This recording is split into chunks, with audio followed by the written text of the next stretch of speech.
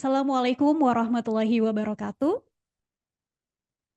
Salam sejahtera, Om Swastiastu, Shalom, Namo Buddhaya, Salam Kebajikan. Selamat pagi Bapak dan Ibu sekalian. Selamat datang pada acara seminar dan webinar mengenai menghadapi era baru pajak, memahami Global Minimum Tax yang diadakan oleh Surya Cipta bersama dengan Cedar Strategi Consulting secara hybrid, yakni offline di Gedung The Manor Surya Cipta Square dan online melalui platform Zoom. Kami PT Surya Cipta Swadaya sebagai pengelola dua kawasan industri, yaitu Surya Cipta City of Industry dan Subang Smartpolitan, memiliki komitmen untuk mendukung pemerintah dalam mewujudkan ease of doing business, dengan terus memberikan pelayanan dan fasilitas terbaik bagi para tenan dan klien kami. Kami berharap melalui seminar ini, kami dapat memberikan informasi dan pengetahuan yang bermanfaat untuk dapat menunjang aktivitas bisnis Bapak dan Ibu sekalian saat ini maupun di masa yang akan datang. Sebelum kita memulai acara pada pagi hari ini, izinkan saya untuk memperkenalkan diri. Saya Revi Cuhyanti dari Surya Cipta sebagai MC dan moderator yang akan memandu acara pada webinar series kali ini. Yang kami hormati Bapak Tridarsono Wijoyo selaku Transfer Pricing Director, Cedar Strategi Consulting. Selamat pagi Bapak, selamat datang di Surya Cipta. Pagi Bu, terima kasih introduksinya. Yang terhormat Bapak Ibu peserta seminar dan webinar yang hadir secara langsung maupun yang hadir melalui Zoom. Selamat datang Bapak dan Ibu sekalian. Pemerintah Indonesia telah menerapkan Global Minimum Tax melalui PMK nomor 136 tahun 2024 tentang pengenaan pajak minimum global berdasarkan kesepakatan internasional yang mewajibkan grup perusahaan multinasional dengan omset tertentu untuk memenuhi tarif pajak minimum global sebesar 15% dan efektif berlaku pada tahun 2025. Oleh karena itu penting bagi perusahaan untuk memahami kebijakan ini di tengah harmonisasi kebijakan perpajakan global. Nantinya melalui seminar dan webinar kali ini kita akan memperoleh pemahaman yang lebih komprehensif mengenai konsep, mekanisme, serta dampak implementasi global minimum tax, termasuk bagaimana perusahaan dapat mempersiapkan strategi yang tepat ke depannya. Adapun susunan acara pada pagi hari ini adalah sebagai berikut. Sesi pertama adalah pembukaan acara, sesi kedua adalah presentasi materi oleh Cedar Strategi Consulting, sesi ketiga adalah tanya jawab, dan sesi keempat adalah penutup. Sebelum memulai acara ini, kami ingin menginformasikan jika di antara Bapak Ibu yang join secara online ingin bertanya, silahkan tuliskan pertanyaan Anda pada kolom Q&A di bagian bawah layar dengan format nama, perusahaan, dan pertanyaan. Pertanyaan ini nantinya akan kami bacakan pada saat sesi tanya jawab Dan untuk Bapak Ibu yang join secara offline dapat menyampaikan pertanyaan langsung pada saat sesi tanya jawab setelah sesi pemaparan materi selesai. Bapak Ibu yang kami hormati, kita akan memasuki acara inti, yaitu pemaparan materi mengenai menghadapi era baru pajak, memahami Global Minimum Tax, yang akan disampaikan oleh Bapak Tridarsono Wijoyo selaku Transfer Pricing Director, Cedar Strategi Consulting. Kepada Pak Tri, waktu dan tempat kami persilahkan. Terima kasih Bu Revi. Ya, selamat pagi semuanya. Kita mulai dengan I'll start with something funny ya, then please laugh. So a man met with a god, right? And then the god said, "I'll give you one wish." The man think about it, and then he said, "I want to be able to drive from here to Japan." And then the god said, "Do you know how far that is? Do you know the cost of making that bridge? Like if you have to cross the sea, do you know how deep the sea is? Go and make another wish." And the man said, "Okay, I want to fully understand my wife. When she's angry, what does it mean?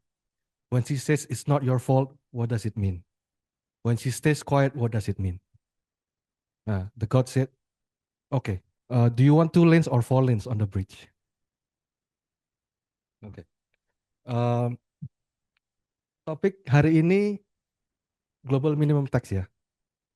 Ini bukan topik yang mudah, sama kayak mengerti istri sebenarnya. Jadi dalam 1 jam ke depan kita coba untuk mengerti lebih dalam. GMT-nya ya, bukan istrinya. Oke. Em, Introduksi dulu. Saya adalah direktur transfer pricing di Cedar Strategi selama kurang lebih 3 tahun sekarang. Sebelumnya saya itu di Big Four selama kurang lebih 10 tahun. Nggak boleh sebut merek ya Bu, tapi ya 3 huruf sama yang panjang lah. YTTA kalau anak muda kan. Em, ya. Belum itu juga saya mau mengucapkan terima kasih karena Bapak Ibu sudah meluangkan waktunya. Ya, ini kan awal Desember, sudah mau cuti, sudah liburan, tapi saya salut lah karena masih mau belajar dan topik yang bukan gampang. Jadi mungkin tepuk tangan dulu lah untuk kita semua ya. Oke. Kita mulai ya. Next slide. Ya, materi hari ini objektifnya adalah satu.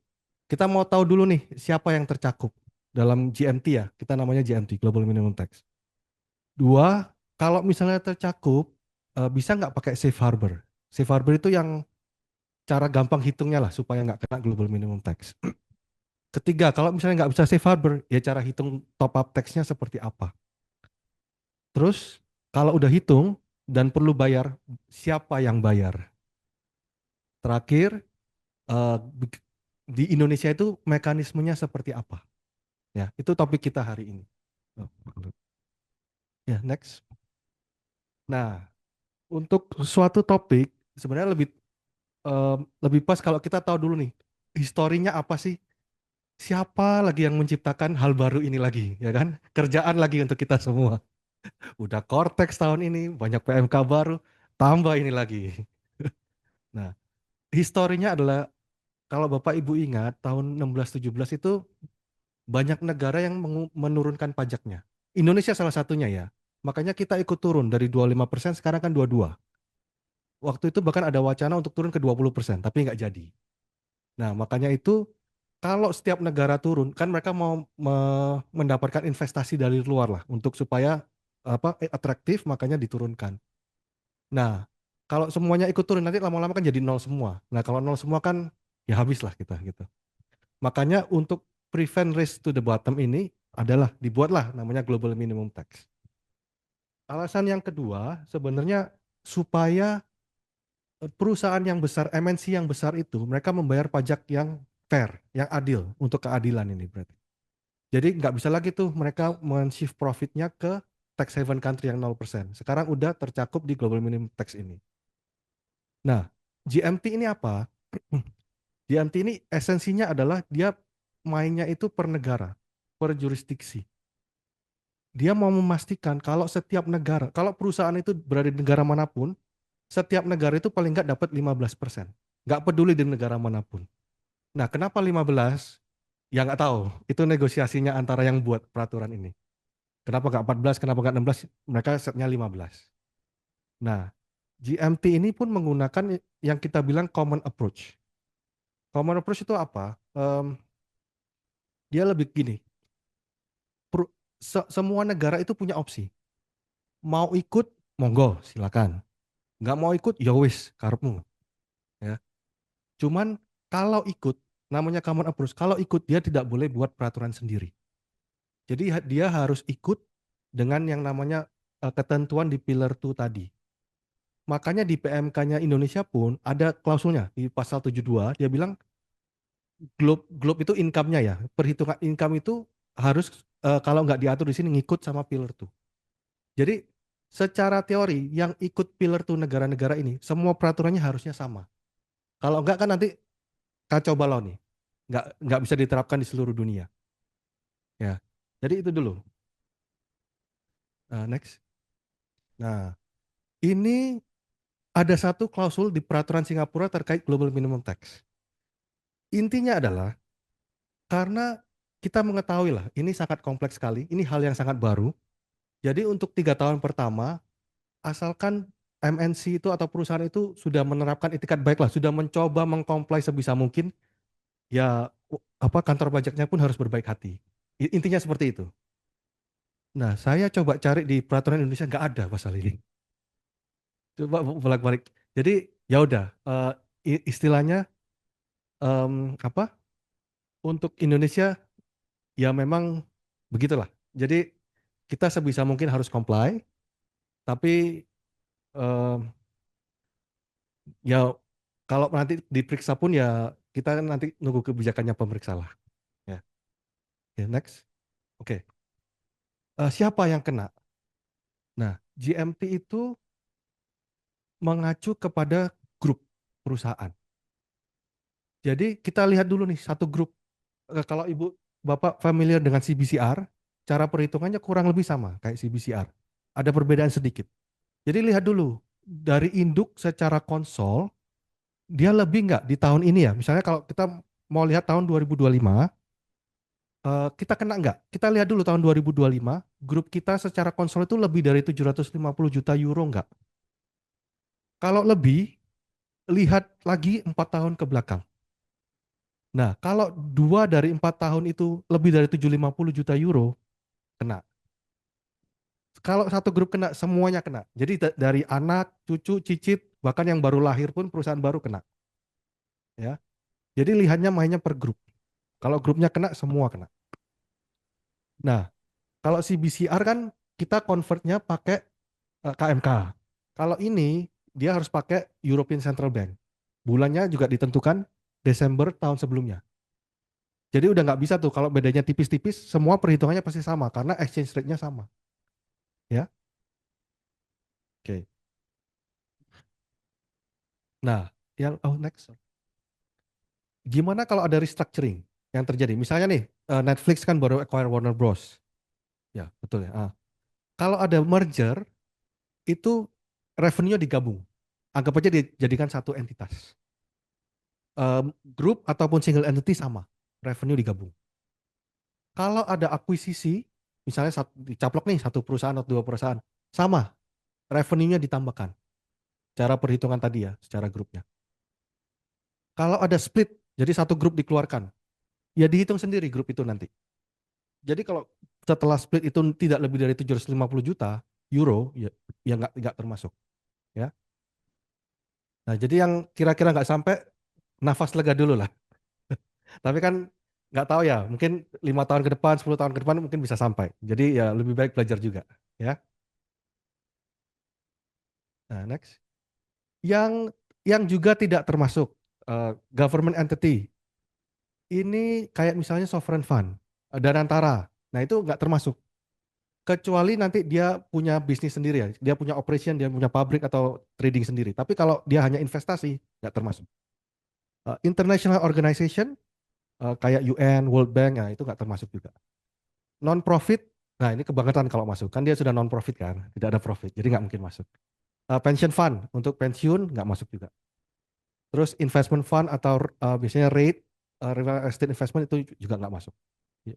Nah, kayaknya kalau di Surya Cipta kan kebanyakan pasti pabrik dan itu, jadi harusnya ikut. Ya, next. Nah, kalau kita kena nih sekarang tadi kan, jadi kita sudah tercakup, wah gimana nih? Nah, untuk awal-awal itu ada yang namanya safe harbor.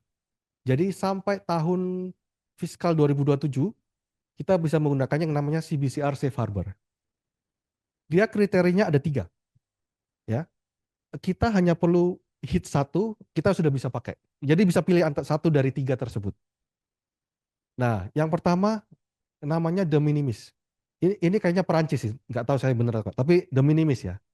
Intinya ini untuk yang sesuatu yang kecil lah. Jadi kalau misalnya tadi kan kita banyak per negara ya. Berarti di satu negara misalnya di Indonesia, CBCR revenue-nya itu kurang dari 10 juta euro dan profitnya kurang dari 1 juta euro, bisa pakai ini. Ini pakai CBCR data. Kalau udah apa memenuhi ini, berarti top up tax-nya pasti nol. Makanya dinamakan CBCR safe harbor. Opsi kedua itu kalau profitnya di CBCR dia kurang dari SBI, SBIE. SBI ini nanti kita bahas ya. Substance Based Income Exclusion. Ini itu semacam PTKP, kayak PTKP-nya BPA 21 kita. Ya. Jadi kalau kurang dari ini ya otomatis nggak ada pajaknya. Ya, SBI ini. Nanti kita bahas lebih lanjut.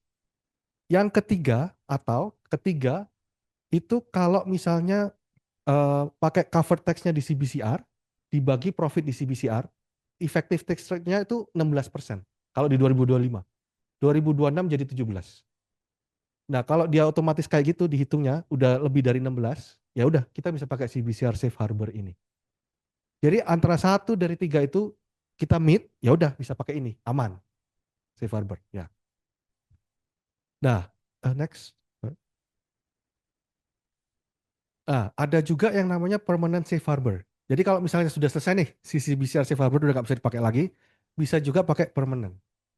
Sama kurang lebih rule-nya, tapi kita nggak pakai data CBCR lagi. Kita pakai datanya beneran globe profit, globe revenue.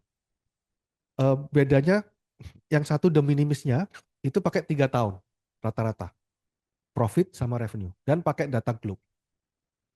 Kalau untuk SEBI sama.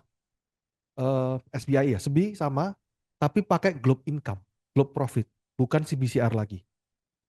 Yang ketiga juga sama, effective tax rate pakai globe profit atau globe tax cover tax. Ya. Jadi kalau tadi nanti CBCR safe harbor-nya udah habis, bisa menggunakan ini kalau applicable. Oke, next. Ya. Nah, ada satu lagi safe harbor terakhir. Ini namanya simplified calculation safe harbor. Jadi ini itu sebenarnya untuk perusahaan yang kecil sekali. Bahkan sekecil itu sampai dia nggak dikonsol ke induknya. Nah, ini anggapannya ya udahlah, uang kecil ini nggak usah lah. Kalau seperti itu bisa pakai namanya simplified calculation safe harbor. Jadi kriterianya ini adalah dia revenue-nya atau profitnya sangat kecil sekali sehingga sampai nggak dikonsol ke parent-nya. Mungkin parent-nya sudah terlalu besar. Nah, otomatis pasti pajaknya dia di sini pun nggak mungkin besar. Oleh karena itu bisa pakai namanya simplified calculation. Ya, next. Nah, kalau udah pakai safe harbor, apakah aman? Tentu saja tidak. Meskipun namanya safe harbor, tapi tetap saja dari kantor pajak dia bisa melakukan bukan testing, klarifikasi lah namanya. Jadi dari kita submit namanya apa GIR-nya, Globe Information Return-nya, dalam waktu 36 bulan, Digiti kantor pajak ya, dia berhak untuk meminta klarifikasi oleh WP. Oh, kamu pakai safe harbor nih, benar nggak yang kamu laporkan itu? Dari WP sendiri, dia punya waktu 6 bulan untuk menanggapi. Nah, kalau tidak ditanggapi, ya nanti kantor pajak bisa hitung ulang. Berarti mungkin, oh harusnya nggak apa, nggak masuk nih dari nggak bisa pakai safe harbor tadi, harusnya dihitung manual. Nah ini bisa dilakukan. Jadi belum tentu aman, tapi kalau hitungnya benar ya harusnya aman ya. Oke, next. Nah tadi ya. Sekarang kalau misalnya udah nggak bisa pakai tercakup, tapi nggak bisa pakai safe harbor. Nah kita harus hitung. Formulanya seperti ini. Agak membingungkan, memang, tapi kita bahas satu-satu ya. Sebenarnya yang perlu kita tahu hanya 3 hal. Satu, SEBI, PTKP. Dua, cara hitung globe profit seperti apa. Ketiga, cara hitung adjusted cover tax. Ya. Kita mulai dari SEBI dulu ya, yang gampang dulu. Kita fokus ke yang hitam dulu. Oke, next. Nah, tadi ya, substance based income exclusion kan, SEBI. Ini yang tadi saya bilang, ini tuh seperti PTKP. Jadi dia terdiri dari 2 hal. Satu itu payroll, dua tangible asset. Eh, Logikanya adalah kalau si perusahaan itu sudah membayar payroll yang besar, berarti kan dia sudah berkontribusi terhadap negara itu. Kan ada payroll juga ada pajaknya kan, pajak pegawai PPh satu yang bikin orang sakit hati kadang-kadang. Eh, Dan tangible asset. Tangible asset itu berarti perusahaan ini kan sudah invest di negara itu. Makanya ini dianggap menjadi salah satu pengurang dari global minimum tax. Nah, persentasenya pun ini berdasarkan negosiasi ya. Jadi di tahun 2025 kalau Bapak Ibu lihat itu untuk payroll pengalinya 9,6%, untuk aset 7,6%. Dia akan turun terus sampai 2033 tuh jadinya 5% nanti. Nah, kenapa seperti ini? Nggak tahu ya, negosiasinya seperti ini. Nah, ini pengalinya ya. Sekarang kita bahas yang dikali itu apa? Yang dikali 9,6% itu apa sekarang? Next. Jadi yang termasuk dalam payroll itu semua. Gaji, income tax allowance, BPJS, part-time employee pun masuk, independent contractor pun bisa masuk. Yang mungkin tidak masuk kalau ada expat nih mungkin.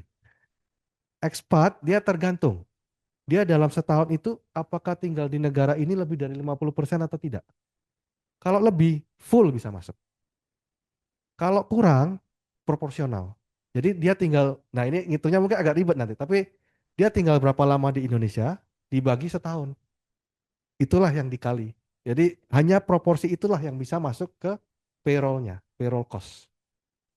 Yang di-exclude itu kalau misalnya pekerja ini gajinya untuk masuk ke dalam tangible asset. Contoh kita lagi bangun pabrik, kita hire independent contractor untuk membangun pabrik tersebut. Itu gaji mereka tidak bisa masuk karena dia masuknya ke tangible asset, ya. Atau misalnya kalau ya nggak apa-apa, iya itulah karena untuk itu construction. Nah, next. Kalau tangible asset semua bisa masuk, fixed asset, natural resources, mining rights, right of use asset bisa masuk semua. Yang nggak bisa masuk itu kalau untuk investasi. Ya mungkin kalau Surya Cipta beli tanah untuk dijual lagi itu nggak boleh. Harus yang untuk dipakai sendiri. Finance lease juga nggak boleh. Yang nggak boleh juga kalau asetnya itu tidak berada di Indonesia. Itu nggak boleh. Jadi misalnya kita beli mesin, tapi mesinnya masih di Malaysia. Tahun depan baru dikirim dan nggak bisa dihitung. Itu harus dikeluarkan dari SEBI tadi. Dikalkulasikan berdasarkan beginning balance sama ending balance ya. Jadi rata-rata. Nah, SEBI juga SEBI itu tidak bisa di carry forward. Nggak kayak cuti dia. Kalau cuti kan bisa kan akhir tahun. Nah ini nggak bisa. Kalau hari tahun ini nggak dipakai ya sudah. Tahun depan hitung lagi SEBI-nya. Ya. Em, terus kalau SEBI itu sudah dipakai sama BUT, dia nggak bisa dua kali hitungnya. Jadi BUT ya BUT saja, udah dipakai harus dikeluarkan. PT-nya nggak bisa pakai lagi. Nah, ada juga kalau misalnya PT itu bilang saya nggak mau pakai SEBI karena saya pajaknya sudah banyak. Ya nggak apa-apa, bisa juga daripada dia susah-susah hitung SEBI lagi kan. Bilangnya nggak mau pakai gitu. Oke. Nah, tadi SEBI ya, nggak sulit kan? Oke kan, SEBI. Sekarang kita yang kedua, net global profit, ya. Oke, next. Nah, di sini tuh banyak terms-termsnya ya. Jadi net global profit kita mulainya sama namanya vanil. Apalagi nih vanil? Waduh. Gampangnya vanil itu GMT kita pakainya itu bukan pakai SPT. Kita pakainya financial account. FS. FS pakainya apa? Pakai unconsol. Jadi ini tuh bottom up approach. Dihitung dulu dari setiap PT. Unconsolnya seperti apa? Terus ada yang namanya general adjustment. Jadi sama kayak kita buat SPT lah. Ada Corvis positif, Corvis negatif. Ada TP adjustment. Nanti dibahas lagi ya. QRTC and QRTC. Ada juga yang namanya optional. Optional itu dia bisa pilih mau pakai atau tidak. Ada beberapa lah di sana. Mungkin hari ini kita tidak bahas terlalu detail terkait ini. Terus ada juga special adjustment. Nah, ini biasanya untuk bank, shipping. Kan kalau shipping companies biasanya final tax tuh. Nah, mungkin dia dia ada sendiri lah, unik sendiri itu. Nanti nggak bisa dibahas di sini. Itu separate session. Ya, PE flow through entity. Nah, kita mulai dari general adjustment dulu ya. Next. Oke. Starting point-nya selalu profit after tax yang unconsol. Ini mulainya dari sini dulu. Ditambahkan tax expense. Itu selalu ada positive adjustment. Nah, ada beberapa pos yang harus dikoreksi positif atau negatif. Misalnya illegal cost. Nah, nggak tahu ini ada yang mencatat nggak di buku illegal cost. Tapi kalau itu illegal cost, berarti dia tidak boleh menjadi pengurang globe income. Ya, administrative sanction itu pun tidak boleh. Ada yang boleh tapi terbatas. Kalau terkait bunga nggak boleh, kalau terkait denda boleh. Dividend income itu dikeluarkan juga. Kalau long term ya, jadi misalnya kita hold saham itu lebih dari 1 tahun, nah itu boleh dikeluarkan dividend income-nya. Jadi negative adjustment dia. Terus income lain yang tidak termasuk dalam perpajakan globe. Contoh kita dapat keuntungan dari penjualan saham. Nah, itu bisa dikeluarkan juga. Pension, pension itu apa ya? Ya pension lah, pension expense. Pokoknya sama kayak Corvis. Jadi yang sudah terjadi yang boleh dihitung dalam grup. Yang lainnya semua di-adjust. Terus ada juga asymmetric forex gain or loss. Nah, ini next slide. Ini yang agak ribet sebenarnya.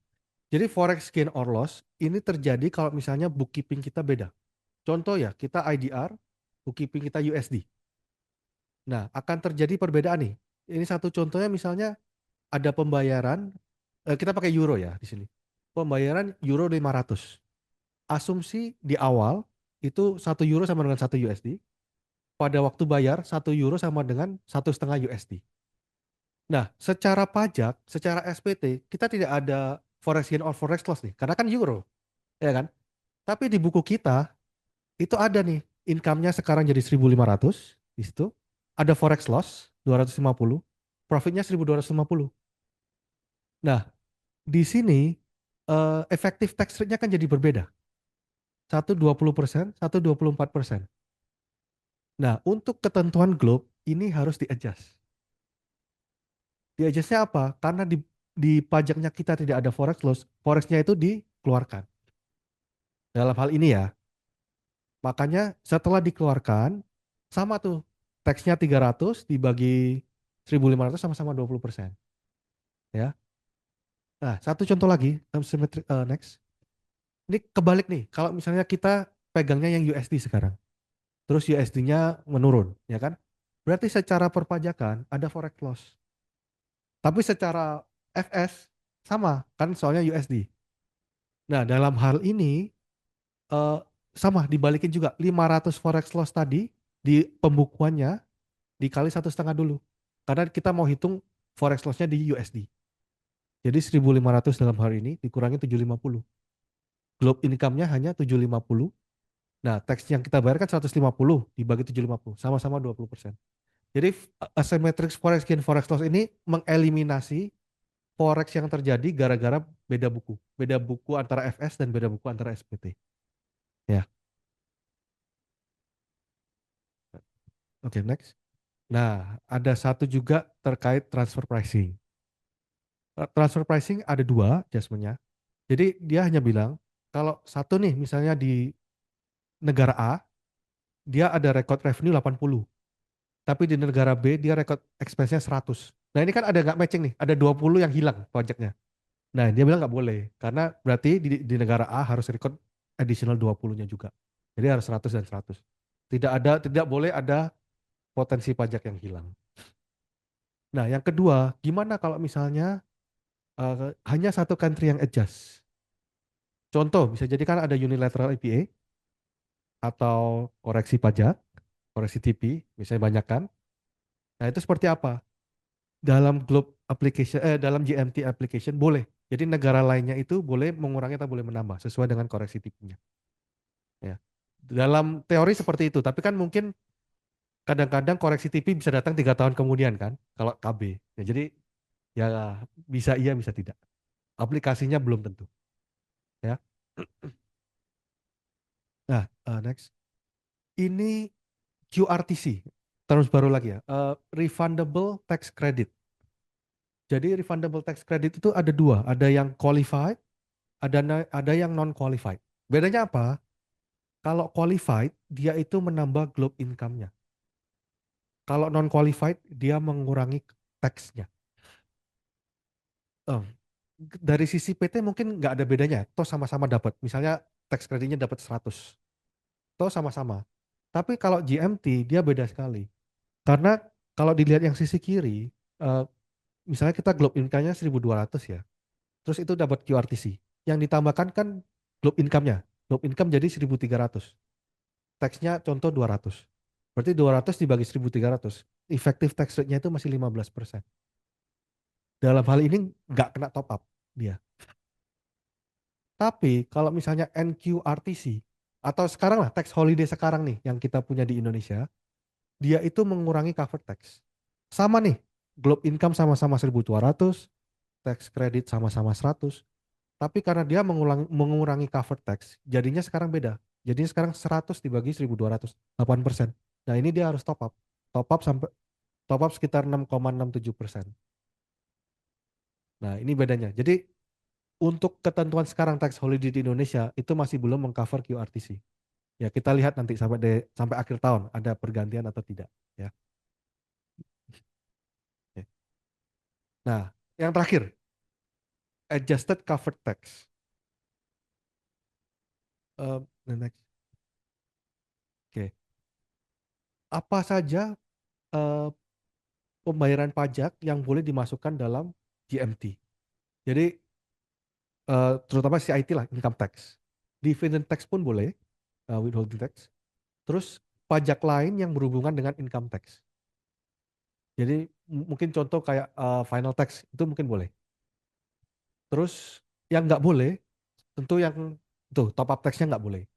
Terus PPN, import duty, custom, property tax, employee tax itu semua nggak boleh. Nah, cover tax tadi itu tentu ada adjustmentnya juga.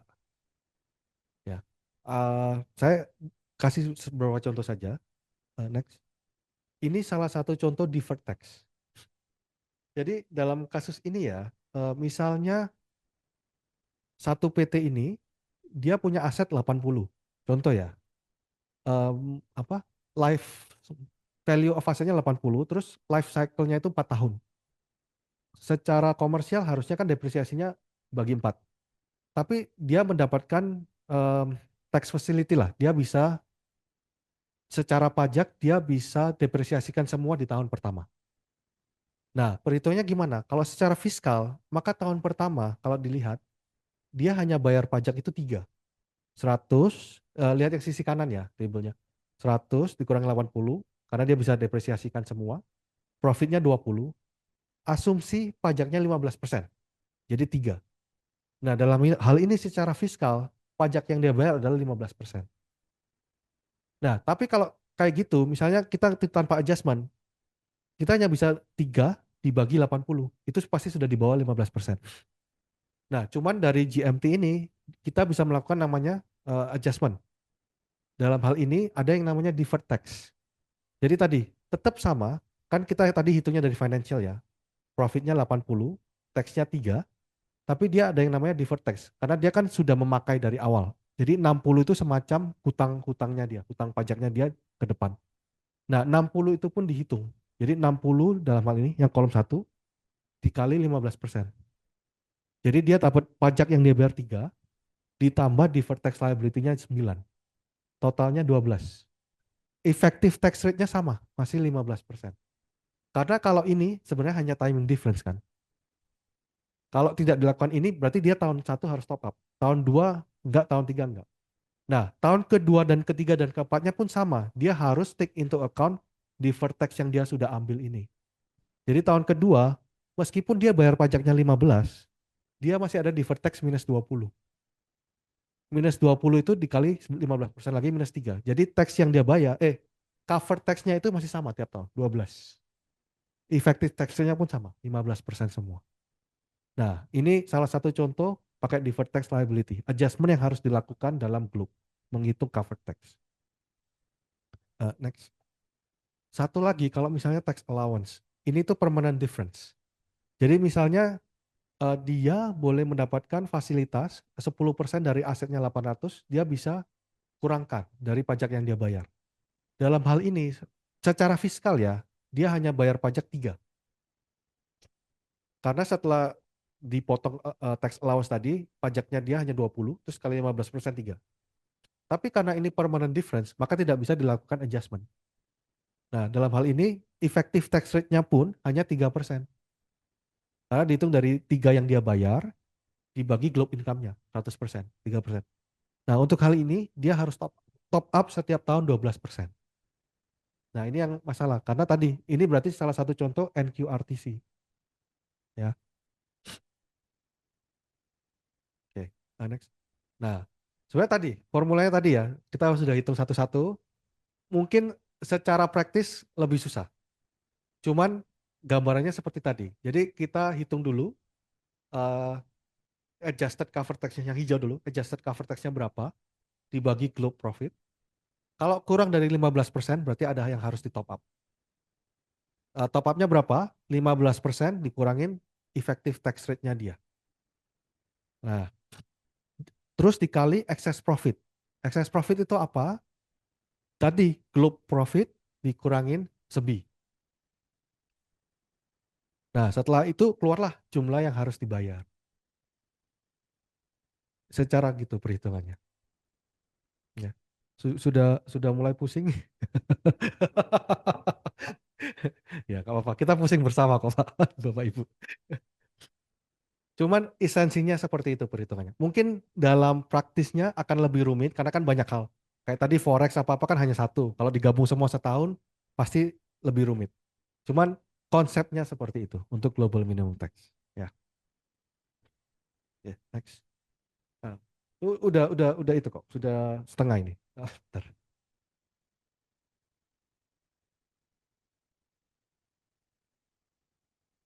Kita intermezzo dulu ya. Em, tahu nggak bedanya? I'll do it in English. Do you know the difference between complete and finish?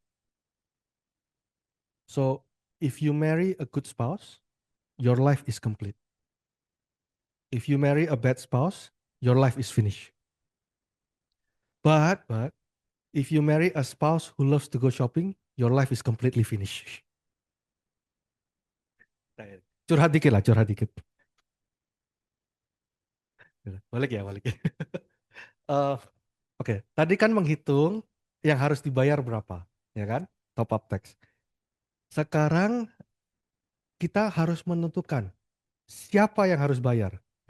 Ya kan? Udah ngitungnya susah, yang harus bayar pun harus ditentukan lagi. Ini mau bayar, siapa yang harus bayar? Eh, ada tiga, ada tiga. Jadi pertama, domestic minimum top up tax. Ini yang prioritas. Kalau ada domestik, domestik dulu. Jadi kalau negara itu sudah ikut dalam Pillar 2 atau GMT, pasti domestik. Ya, domestik dulu. Kalau dia tidak ikut, berarti kan nggak bisa domestik, kan dia nggak ikut. Baru namanya Income Inclusion Rule, IIR. IIR ini siapa? Berarti kan misalnya yang tidak ikut, Cina belum ikut ya. Cina dia shareholdernya di Indonesia. Nah, Indonesia lah yang bayar. Itu IIR. Nah, kalau di MTTA, kalau domestik tidak bisa, IIR tidak bisa, baru ada yang namanya UTPR, Under Tax Payment Rule. Ini apa? Nanti dibahas. Tapi intinya UTPR itu memastikan tidak ada yang lolos. Dia yang terakhir. Jadi prioritasnya selalu domestik. Kalau domestik tidak bisa, parentnya. Kalau parentnya tidak bisa, UTPR. Ya, kita bahas satu-satu nanti. Nah, tadi ya. Next, siapa yang bayar? Nah, ini contoh di MTT. Tidak peduli PTA nih misalnya. PTA merah itu berarti countries yang ikut GMT. Jadi PTA itu kalau negara A sudah ikut GMT, pasti PTA yang bayar kalau ada top up tax. Nggak peduli yang punya siapa. Yang punya mau ikut kayak, yang punya nggak ikut kayak, yang punya setengah-setengah kayak nggak peduli. Pasti PTA yang bayar. Domestik didahulukan. Nah, next. Contoh ya, contoh. Ini di Indonesia. Jadi misalnya PTA, PTB, PTC, semua di Indonesia. Tadi ingat ya, top up tax itu dihitungnya per negara, mainnya per yurisdiksi. Jadi di tabel ada contoh nih, misalnya total dari Indonesia cover tax-nya 78. Globe income-nya 600 total. Karena di total A, B, C. Di sini effective tax rate-nya hanya 13%. Nah, karena kurang dari 15%, maka harus top up. Ya. Em, top up-nya berapa? Tadi, pakai formula tadi dihitung. 15% dikurang 13%, dikali globe income-nya 600, dikurang SEBI 40. Dalam hal ini dapatlah 11,2. Hitungannya harusnya benar ya. Nggak tahu lagi kalau salah. Nah, yang harus top up siapa? Kan misalnya di Indo ada 3 PT nih, PTA, PTB, PTC. Yang harus top up siapa? PTA, karena dia udah lebih dari 15% nih, dia nggak harus top up lagi. Iya kan? Kalau nggak kan kasihan, dia udah bayar lebih banyak, suruh bayar lagi. Komplain lah dia nanti. Ya kan? Nah, berarti yang kurang yang harus top up. Dalam hal ini PTB dan PTC. Dihitungnya siapa? Seberapa PTB harus bayar berapa, PTC harus bayar berapa? Itu berdasarkan alokasi. Alokasinya dari income, globe income. Jadi di sini contohnya ya, globe income-nya misalnya PTB 300, globe income-nya PTC 100, ya dihitung proporsional. Berarti PTB itu bayarnya 300 dibagi 475% dikali total top up tax di Indonesia. 75% kali 11,2. PTC pun sama, 100 dibagi 400 dikali 11,2. Proporsi sesuai dengan globe income dari PT-PT di Indonesia yang effective tax rate-nya kurang dari 15%.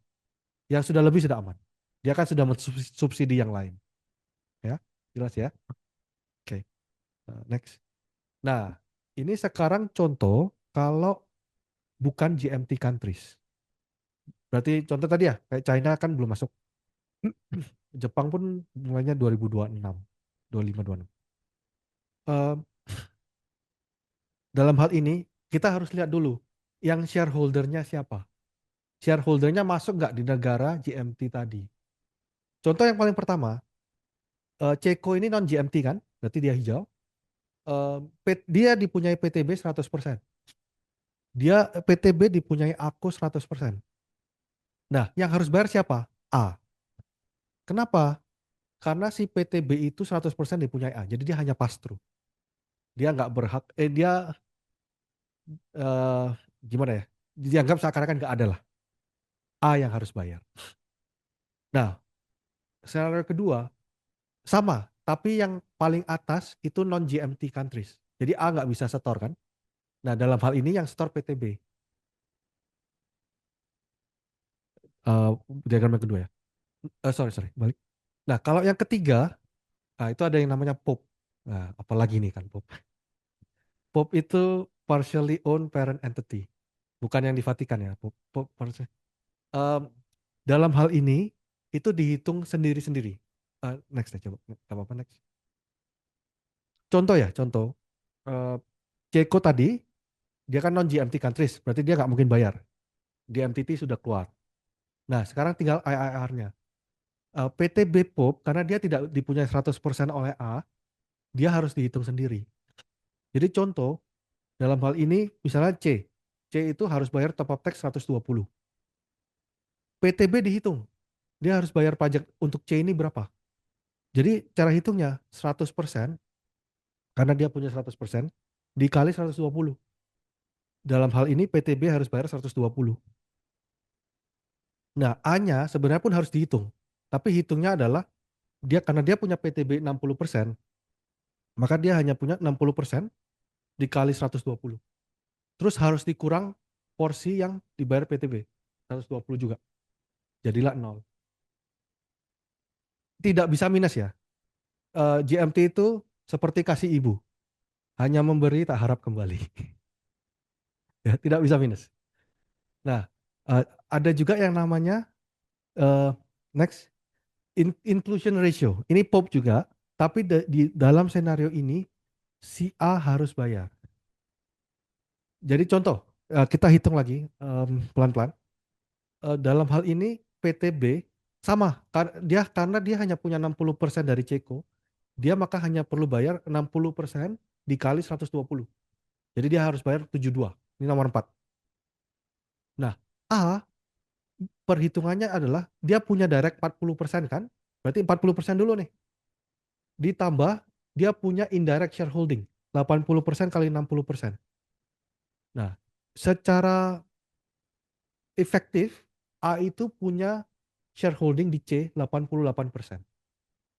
Nah, berarti IIR yang harus dibayar A adalah 88% dikali 120. 105,6 ya di sini. Nah, tapi kan sebagian dari A sebenarnya sudah dibayar B. Jadi harus di offset namanya. Offsetnya perhitungannya gimana? 80% tadi dikali 60% karena efektif shareholdingnya A lewat PTB dikali 120. Nah, dapatlah offset 57,6. Berarti top up tax-nya A dihitung di sini adalah 105,6 dibagi offsetnya 57,6. Jadi A harus bayar 48 atas Ceko tadi. Jadi 72 dibayar oleh PTB, 48 dibayar oleh A. Nah, ya, ngitung yang bayar aja ribet kan? Seperti apa? Nah, tapi ini, kalau kita salah hitung, nanti malah kedobelan, bayarnya 2 kali. Jadi ini pun harus dihitung dengan benar. Ya. Oke, next. Nah, terakhir nih, ada juga namanya MOCE. MOCE itu Minority Owned Constituent Entity, CE. CE adalah WP lah, anggapannya CE. Nah, MOCE ini definisinya adalah kalau yang punya di grup itu paling besar 30%. Kalau dia hanya dimiliki sampai 30% saja, efektif direct or indirect ya, dia itu dianggap berdiri sendiri. Jadi dihitung sendiri, dianggap sebagai negara sendiri. Nah, yang perlu diketahui itu saja. Ini pun sama dengan joint venture. MOCE joint venture sama. Joint venture itu apa? Definisinya di Indo, joint venture itu dipunyai 50% dari grup yang berbeda. Kalau seperti itu, hitung sendiri. Seakan-akan dia di pulau sendiri. Ya. Oke, next. Nah, UTPR itu contohnya seperti ini gampangnya. Berarti tadi ya, kan eh, domestik dulu, harus domestik dulu. Terus kalau domestik tidak bisa baru IIR, parentnya. Kalau parentnya tidak bisa baru UTPR. Dalam contoh seperti ini, Ceko kan bukan non-GMT. Jadi dia tidak bisa domestik. Kebetulan dia yang punya hanya Deco nih, D.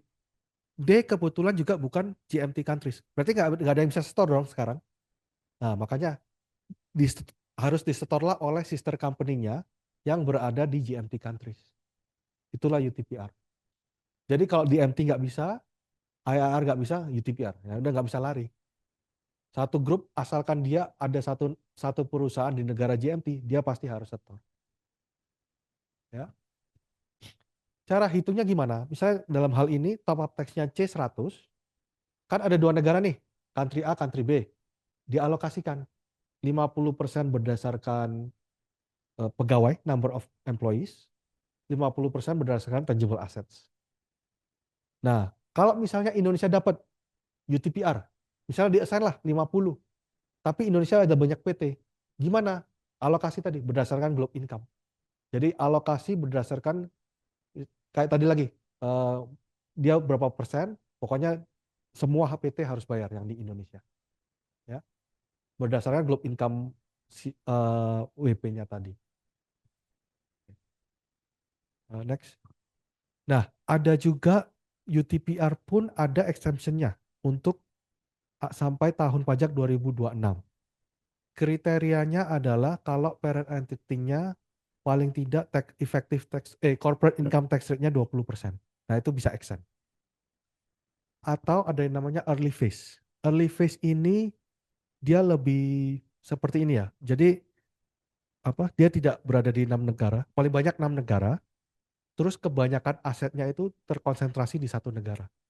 Maka bisa menggunakan early phase UTPR. Dan itu hanya berlaku untuk 5 tahun pertama. Tapi selain itu, kalau misalnya ada UTPR, ya berarti kena. Ya. Oke. Tadi berarti kita sudah, next. Kita tadi kan sudah bahas siapa yang harus bayar berapa, siapa yang bayar. Ya kan? Ini untuk implementasinya di Indonesia. Jadi ini nanti sama kayak SPT. Kita harus submit juga. Ada SPT baru berarti. Ada yang namanya, ada 3 ya. Jadi ada Annual Globe CIT. Ini itu hanya untuk parent. Jadi kalau Bapak Ibu udah file CBCR, nah itu CBCR reportnya lah istilahnya. Atas filing Globe CIT ini nanti ada sama juga. Jadi ini untuk parent, untuk anaknya atau semua entitas PT-nya itu namanya DMTT CIT, DMTT SPT. Ini ini pun sama, ada namanya GIR notification. Jadi kayak tadi CBCR report ada notifikasi CBCR kan? Ini pun sama, notifikasi GIR. Itu harus dilampirkan. Nah, ini setiap PT harus file. Jadi nggak peduli tuh ada top up text atau tidak. Kalau sudah tercakup, harus file namanya SPT DMTT ini untuk setiap PT. Nah, yang ketiga, kalau tadi misalnya berlaku UTPR, maka harus file juga SPT UTPR. Jadi yang nomor satu, nomor tiga, itu mungkin nggak harus file. Tapi di MTT, kalau PT-nya tercakup, maka harus file SPT di MTT tadi. Nah, formnya seperti apa, instruksinya seperti apa, administrasinya seperti apa, masih belum keluar peraturannya. Mungkin tanggal 31 Desember nanti. Ya, kita tunggu saja. Em, Terus untuk sanksi, misalnya sanksi administrasi telat segala macam itu mengacu balik ke KUP. Jadi mungkin sama lah. Kalau misalnya telat SPT mungkin 1 juta dendanya. Terus bisa juga diperiksa. Ya sama, mengikuti UU KUP dia. Oke, next. Ya, GIR tadi, yang saya bilang ini seperti agak mirip seperti CBCR report. Dan yang harus file hanya parent-nya saja. Nah, kalau induknya di Indo, ya otomatis si parent di Indo tadi harus file GIR tadi. Isinya apa? Sama. Semua anak perusahaan, struktur grupnya seperti apa, terus dia harus hitung setiap yurisdiksi efektif pajaknya berapa. Terus kalau ada top up tax, nah tadi ya joint venture itu kan dihitung sendiri, dihitung juga, dimasukin juga data top up tax ini. Nah, kalau ada UTPR atau IIR, alokasinya berapa di jurisdiksi yang mana? Itu pun harus masuk. Terus yang nomor 4 itu tadi, kalau ada yang optional adjustment, nah itu pun harus dimasukkan di sana. Yang adopt siapa? Ya, oke, next. Nah, ini untuk filing deadline-nya. Jadi untuk tahun pertama, kan kita mulai Januari 2025. Kalau yang endingnya Desember ya, berarti fiscal year 2025 itu tahun pertama Globe. Payment deadline-nya akhir tahun depan. Tidak bisa ditunda. Kalau kalau telat ya nanti ada sanksinya sendiri. Kayak KUP lagi kan balik. Nah, bayar deadline-nya 31 Desember, tapi filing deadline-nya form tadi ya, JIR notifikasi, apa, SPT DMTT, SPT Globe atau SPT UTPR itu 2027 Juni. Ini untuk Desember ending ya. Kalau yang March ending ya mundur lagi 3 bulan. Ya, ini tahun pertama. Tahun kedua, nah next, itu sama payment deadline 1 tahun kemudian, Desember 2027, tapi filingnya, GIR atau notifikasinya itu deadline-nya Maret. Lapor SPT-nya sama kayak SPT kita, April. Jadi tahun pertama dikasih dispensasi sedikit. Tapi bayarnya tetap Desember. Bayar nggak boleh telat. Negara perlu uang. Ya. Notifikasi GIR, oh sama, notifikasi GIR itu perlu di-attach di SPT DMTT-nya. Ya, oke. Next. Ini pillar 2 di beberapa negara Asia Pasifik sekarang. Jadi kayak Singapura, Hong Kong, dia udah ikut nih di MTT, IR, UTPR-nya masih belum. Australia yang paling awal, dia tahun lalu sudah mulai. Malaysia ikut, Thailand ikut, Korea di MTT-nya belum. Nah, yang seperti ini, misalnya ada PT A punya anak usaha di Korea, mungkin nanti perlu file IR di sini. Kalau si Koreanya di bawah 15%. Karena dia nggak ada di NTT. Jepang pun baru mulai 2026 April. Vietnam lebih awal April, ya, dari 2024. Ya. Jadi ini untuk sekarang ya, update sekarang untuk siapa negara apa yang sudah adopt global minimum tax di sekitar Indonesia. Ah, kalau US itu masih diskusi. Jadi kalau parentnya di US, karena ada Presiden Trump, dia nggak mau ikut Pillar 2. Jadi ada diskusi, nanti ada yang namanya side by side GMT. Itu beda sendiri nanti. Peraturan resminya belum keluar, tapi kemungkinan besar kalau parentnya di US, dia bisa nggak kena. Tapi itu masih belum pasti ya. Hanya US saja. Oke, next. Nah, ini yang tadi QRTC Jadi untuk Singapura, Thailand, Malaysia, tax creditnya itu udah bisa masuk qualified. Jadi seperti yang tadi kita bahas, dia tidak mengurangi cover tax, tapi dia menambah globe income. Jadi itu sangat beneficial untuk mereka. Ada apa requirement sendiri, tapi intinya adalah tiga negara ini mereka sudah mengganti tax creditnya menjadi qualified refundable tax credit. Nah, next. Nah, kalau Indonesia sama Vietnam atau South Korea sama, kita masih tax holiday. Jadi masih NQRTC lah istilahnya.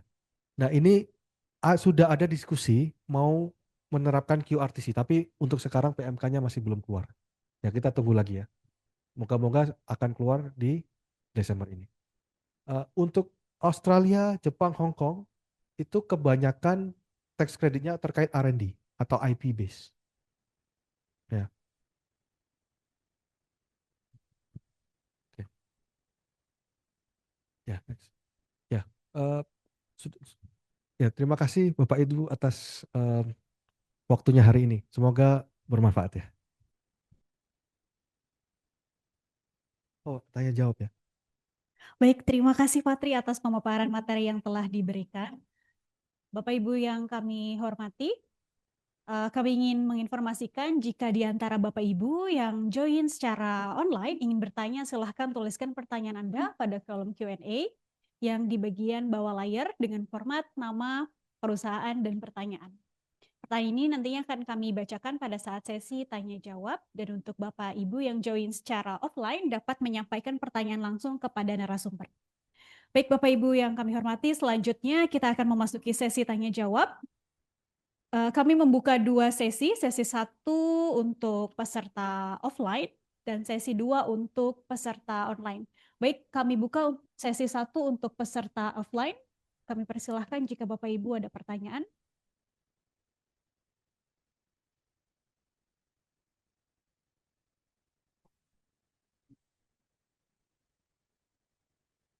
Silahkan.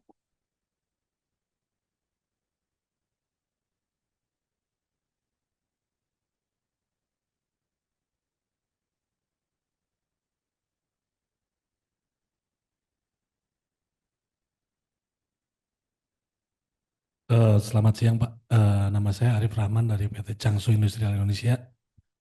Terima kasih atas paparannya. Cuman pertanyaan saya, paparan tadi itu sudah terakomodir untuk implementasi di Cortex apa belum Pak? Karena setahu kami untuk CBCR itu kami eh, mengambil dari hasil laporan konsolidasi di kantor pusat gitu Pak. Tadi yang Bapak paparkan itu ada hitungan-hitungan seperti itu. Apa itu sudah applicable untuk Cortex kita, Pak? Terima kasih. Pak, maksudnya Cortex berarti cara filingnya atau cara perhitungan atau seperti Cara apa? perhitungan maupun pelaporannya gitu, Pak. Oh, oke. Oke, terima kasih, Pak. Ya, ya makasih Pak Arif ya.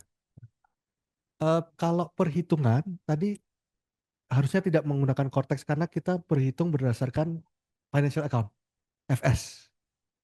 Nah, kalau filing mungkin iya, tapi sampai sekarang kan belum keluar peraturannya. Jadi harusnya sih melewati Cortex ya, kalau menurut saya. Tapi tadi kita masih menunggu PMK-nya, formulanya seperti apapun kita masih belum tahu. Perhitungannya saya yakin pasti tidak, karena dia itu harus tadi ya dari financial account, terus ada beberapa adjustment kan. Kalau forex lah, apa corvis positif, corvis negatif yang mana, belum ada TP adjustment.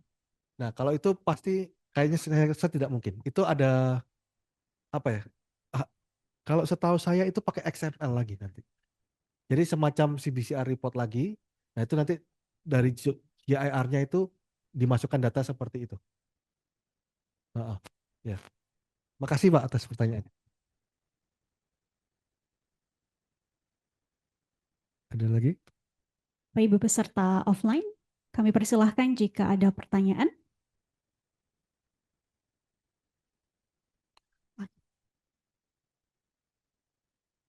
Oke, baik Patri, di Zoom sudah ada beberapa pertanyaan dari peserta offline. Izin saya baca.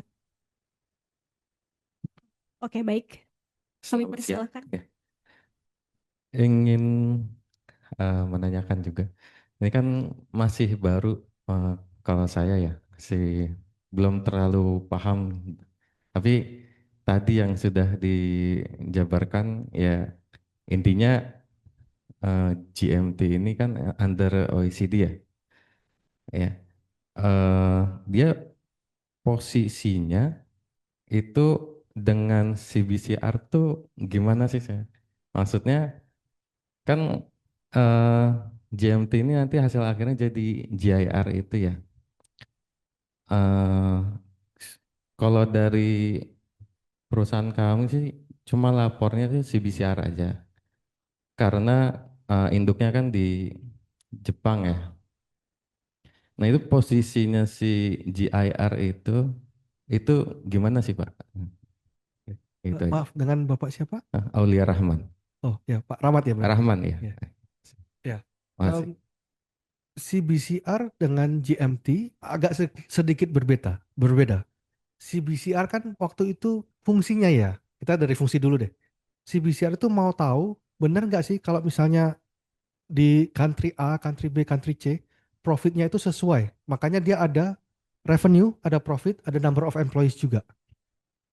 Nah itu datanya CBCR tuh. Kalau GMT, dia itu memastikan setiap negara paling tidak membayar 15% pajaknya. Nah, cara perhitungannya pun berbeda. Jadi, nah ini memang tambahan compliance lagi untuk grup perusahaan yang besar ya. Jadi dia harus menyiapkan laporan CBCR, terpisah menyiapkan laporan GIR juga. Dua-duanya pun harus di-file. Nah, mereka agak mirip karena kan CBCR sama kan. Thresholdnya 750 juta euro. GIR pun sama, 750 juta euro GMT yang kena. Cuman secara format, secara fungsi itu dua hal yang berbeda. Dua laporan yang berbeda juga. Jadi kalau PT-nya tercakup, dia tetap harus file CBCR notif, file juga SPT DMTT sama GIR notification. Dua SPT berbeda. Ya. Menjawab atau ada yang kurang?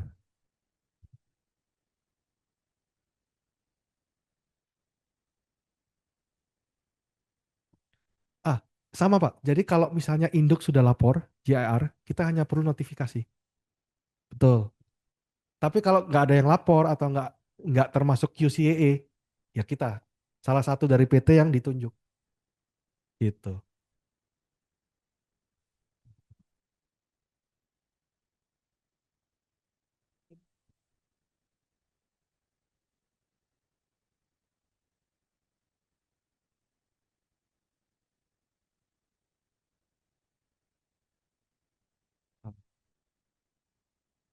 Oke. Pak, mungkin saya ulang dulu ya karena kan nggak pakai mic. Jadi pertanyaannya adalah kalau SPT-nya hanya perlu notifikasi CBCR sama SPT DMTT apakah hanya perlu notifikasi GIR? Kurang lebih sama Pak. Jadi kalau udah ada QCAA tadi bisa exchange of information dari Indo hanya perlu submit SPT DMTT sama notifikasi tanda terima dari GIR tadi notifikasinya. Sama kayak CBCR notif, kayak SPT kita. Cuman dua hal yang berbeda, dua dokumen yang berbeda yang disampaikan. Cuman formatnya kurang lebih sama. Ya.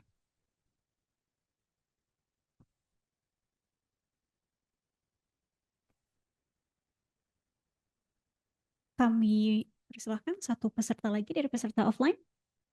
Selamat siang Pak. Saya Inge, saya mau tanya, tadi kan kalau Bapak informasikan si Jepang itu baru mulai di 2026 ya, April 2026. Nah, pada saat kita lapor SPT, apakah kita juga udah harus submit itu untuk di SPT 2025 ini Pak, yang dilapor di 2026? Oke. Saya klarifikasi lagi ya Bu Inga. Terima kasih atas pertanyaannya. Jadi tadi itu kita yang di Indo, kita harus melihat Indo. Mulainya kapan? Indo itu 2025 sudah mulai. Jadi kalau sudah tercakup, berarti nanti 2026 kalau ada top up tax harus bayar Desember akhir. 2027 tadi yang filing deadline itu sudah harus lapor.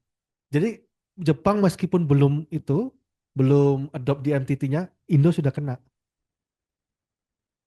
Jadi kita lihat negara kita doang. Ya.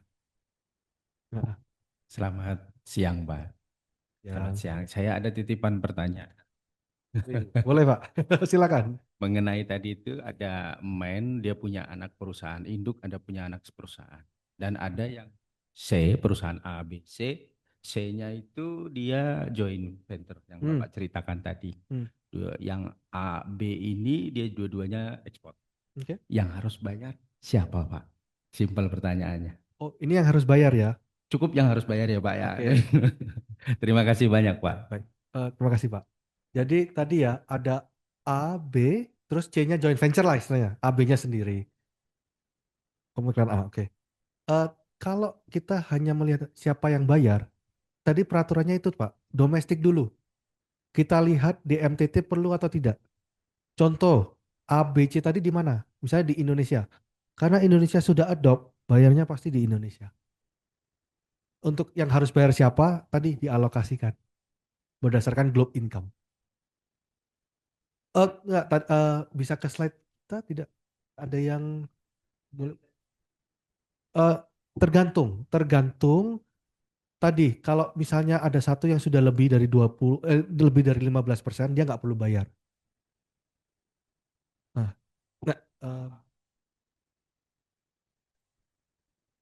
semuanya di Indo atau semuanya? Nah, ini yang harus jelas dulu, Pak. Semuanya di mana?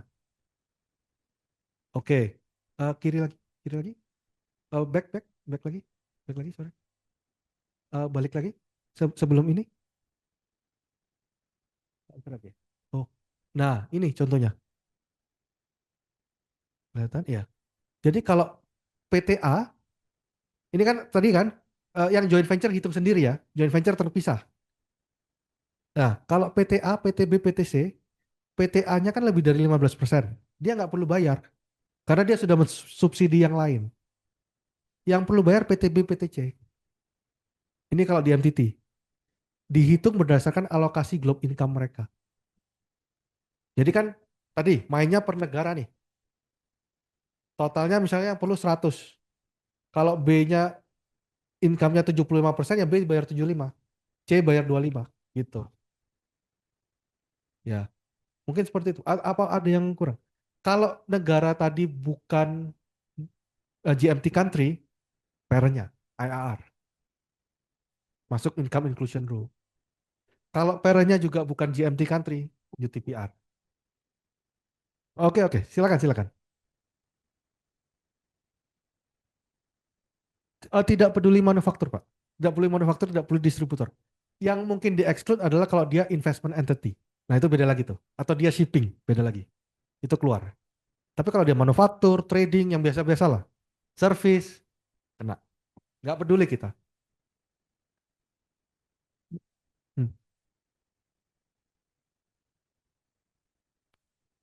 Betul, karena A di sini sudah bayar lebih dari 15%. Ya marah dong Pak, kalau dia sudah bayar lebih suruh bayar lagi. Yang kurang saja yang kena.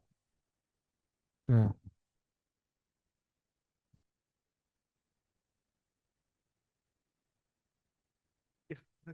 Silakan. Jadi asik nih. Tadi terkait yang tarif pajak Pak 15% itu. Ya. Misalnya induk company-nya itu revenue konsolnya lebih di atas GMT. Tetapi perusahaan yang di Indonesia ini itu dia mengalami kerugian. Apakah dia harus tetap membayar si pajak 15% itu? Tadi ya Bu, lihatnya per negara nih. Asumsi hanya satu perusahaan ya berarti ya? Iya. Kalau rugi kan nggak harus. Kalau rugi kan berarti masuk yang safe harbor itu ya Pak? Bisa jadi masuk sana juga. Karena kan kalau rugi pasti dia di bawah SBII. Oh. Ya kan? Kalau di bawah SBII, otomatis safe ya. Tapi kalau dia punya si induk company, berarti kalau anaknya itu ada lebih dari satu yang ada di Indonesia itu digabungin walaupun antara PTA dan PTB ini mereka sebenarnya tidak. Saudara jauh ya? Iya. Itu tetap harus dikonsol. Tetap nggak kenal pun tetap harus kenalan itu berarti. Oh gitu. Oke. Soalnya kan dia melihatnya dari parentnya, Bu. Parent pasti punya akses terhadap A dan B dan C. Oh, tapi yang Meskipun dilihat itu berarti keuntungannya lagi ya, Pak? keuntungan. Jadi mainnya per negara. Di sini mainnya per negara. Oke, berarti kalau misalnya yang si saudaranya itu dia untung, yang rugi ini tetap harus membayar. Oh, oke. Berarti ada satu yang untung, satu yang rugi kan? Ya, misalnya seperti itu. Harusnya hanya yang apa yang menyebabkan 15% tadi. Yang di bawah efektif tax rate-nya kan harus dihitung lagi. Kalau rugi itu harusnya ada yang namanya kan deferred tax liability. Ada adjustment-nya lagi nanti. Baik, Kalau Pak. dia lebih, ya dia, oh enggak deh, karena kan alokasinya, kalau Ibu lihat ini kan, alokasinya dia itu berdasarkan globe income. Kalau dia minus kan berarti dia pasti 0% kan, Bu? Atau nol lah, 0% kan. Jadi dia nggak mungkin kena alokasinya. Kalau yang rugi ya. Jadi pasti yang untung yang harus top up. Iyalah, kasihan juga rugi disuruh top up lagi. Terima kasih, Pak. Ya, silakan. Boleh, silakan. Gak apa-apa kan? Masih ada waktu kan? Ya, ya, oke. Siap. Oke. Jadi ada case yang lebih rumit lagi, tapi Wih, kami sederhanakan. boleh. PT A punya punya anak B. Hmm? B dan C adalah kedua anaknya. Di mana Pak negaranya? Indonesia. Oke, Oke, B dan C tersebut manufaktur. oke. Apakah itu juga, sorry Pak, yang tadi yang bayar juga BC atau cukup B saja? Karena C juga anaknya. Oh, oke. A, B, C, A Indo, anak lagi. Ya, berarti kan istilahnya ini satu negara semua, tapi shareholdernya ini nih, satu deret nih ya kan? Seperti itu ya mungkin ya. Ha. Eh, bentar Pak, tapi saya harus klarifikasi satu hal ya. Kalau dia grupnya hanya di Indonesia, maka GMT ini nggak berlaku. GMT ini berlaku kalau ada beberapa negara. Kalau dia hanya di Indonesia saja, kan GMT itu minimum tax untuk multinational corporation, Pak. Nah, tapi kalau misalnya dia ada beberapa negara, ya kita hitung yang Indonesia secara keseluruhan. Jadi kita tidak melihat yang punya anak siapa di Indo, yang jadi parent siapa, nggak ada. Semua di Indo dihitung secara keseluruhan. Mainnya negara, Pak. Bisa subsidi silang makanya.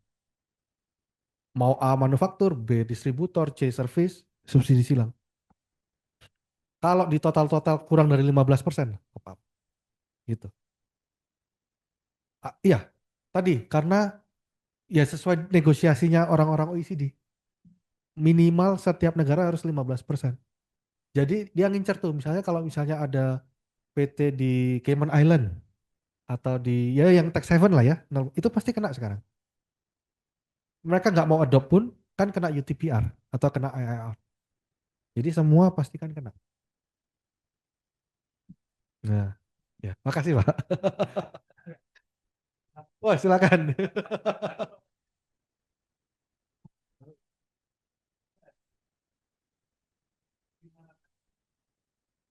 Oh,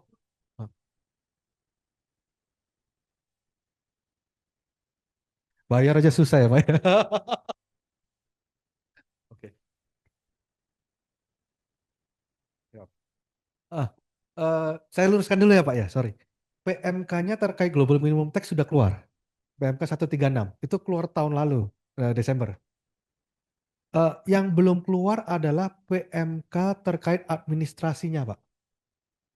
Formulirnya berbentuk seperti apa, mekanisme pembayarannya seperti apa, itu belum keluar. Jadi ininya sudah ikut nih. Tahun ini sudah kena. Cuman nanti cara filingnya gimana, seperti yang tadi bilang, bayarnya gimana, lewat Cortex atau tidak, nah itu belum tahu, Pak. Kita masih menunggu juga. Nanti kalau sudah keluar saya balik lagi. Ya, jadi agak bingung kita dijelaskan ini, tapi tujuannya mungkin untuk kedepannya mungkin ya Pak, bukan untuk implementasi sekarang gitu kan? Eh, Justru Indonesia itu mengejar karena dia mau ikut 2025, Pak. Kalau dia keluarinya sekarang, berarti kan dia hanya bisa mulai 2026. Dan 2025 ini pajaknya sudah hilang. Kalau ada top up-nya. Di bulan sekitar bulan Maretan kan kita harus lapor. Oh, bisa next timelinenya. Jadi dia itu bukan 4 bulan Pak, dia 16 bulan. Nih, kan kita sekarang 2025 nih ya, Desember ending. Harus bayarnya itu 1 tahun kemudian. Oh belum itu ya, sebentar. Nah, untuk Globe 2025, payment deadline-nya itu Desember 2026. Filingnya Juni 2027, tahun pertama karena. Jadi ada waktu 1 tahun untuk menghitung dan membayar. Makanya PMK pasti keluar kalau nggak akhir tahun ini ya harusnya awal tahun depan ya. Kalau nggak gimana, ya kan? Itu tadi.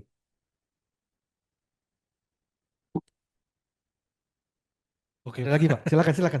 ya masih jet lag kayaknya Pak masalahnya Pak. Terima kasih Pak. Nggak, semua juga mencari tahu Pak. Ya. Baik Patri, di Zoom sudah ada beberapa pertanyaan dari peserta online. Ya. Izin saya bacakan pertanyaannya. Dari Ibu Devi, izin bertanya bagaimana mekanisme pertukaran data antara kantor pusat dan entitas di Indonesia untuk memastikan konsistensi Globe Report. Dan untuk impact, jika inti di luar negeri sudah memakai GMT 15%, sedangkan kita memiliki fasilitas tax holiday, tax allowance, atau insentif kawasan industri, jika ETR perusahaan tetap harus naik ke 15%. Oke. Bu Devi ya. Oke. Ini pertanyaannya sebenarnya ada 2 kan. Berarti 1, bagaimana caranya bisa konsisten untuk menghitung si Globe tadi. Terus kalau di bawah 15% gimana? Karena ada tax holiday, tax allowance segala macam. Nah, 1. Makanya tadi ya perhitungan Globe tadi itu menggunakan financial accounting, FS. FS yang di console up kan, kita pakai yang unconsole-nya. Dan perlakuannya juga tadi pakai common approach. Jadi kalau misalnya ada adjustment segala macam harusnya itu sama. Makanya nggak boleh tuh buat peraturan sendiri kan. Makanya common approach. Nah, yang menghitung biasanya kan sama lah kayak setiap perusahaan harus menghitung sendiri effective tax rate-nya dia berapa. Dengan tadi ada adjustment, ada adjusted cover tax, semuanya tadi. Nah, itu yang nanti akan dikonsolkan ke dalam GIR. Semua. Jadi makanya mulainya bottom up nih. Setiap perusahaan hitung dulu sendiri, digabung per negara, baru digabung lagi ke GIR-nya. Nah, pertanyaan kedua, kalau misalnya ada tax holiday, tax allowance menurunkan menjadi kurang dari 15%, jawabannya top up. Harus bayar. Makanya itu hopefully akan keluar PMK di akhir tahun yang mengganti tadi dari NQRTC. Jadi tax holiday kan membuat pajaknya menjadi 0.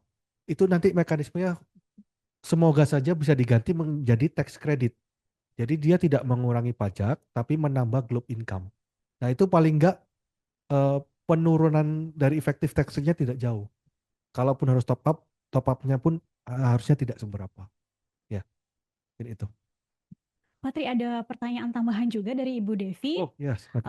Siapa yang berwenang melakukan audit atas perhitungan ETR dan top up tax OJK, DJP atau kombinasi? Kemudian jika terdapat perbedaan interpretasi antara negara induk dan Indonesia, mekanisme dispute resolution-nya bagaimana? Oke. Ya, berarti yang pertama yang berwenang ya audit. Ini OJK sih tidak ada hubungan. Ini DJP. Balik ke DJP lagi. Jadi karena kita nanti submit semacam SPT di NTT atau SPT UTPR atau SPT IIR, itu mereka juga bisa melakukan audit atas SPT ini. Ada juga koreksinya mungkin bisa dilakukan seperti audit biasa. Nah, perbedaan interpretasi. Nah, kalau perbedaan interpretasi jawabannya masih sama. Harusnya tidak boleh karena kan tadi kita menggunakan common approach. Jadi negara memang buat PMK, tapi PMK itu harus berdasarkan ketentuan di Pillar 2. Nah, perbedaan interpretasi mungkin bisa ada ya antara DJP dan kita. Nah, itu nanti ya akan sama. Misalnya audit dikoreksi, bisa juga keberatan dan banding harusnya. Itu nanti diatur lagi. Soalnya kan ada klausul dari PMK yang bilang perlakuannya ini SPT ini menurut ketentuan UU KUP.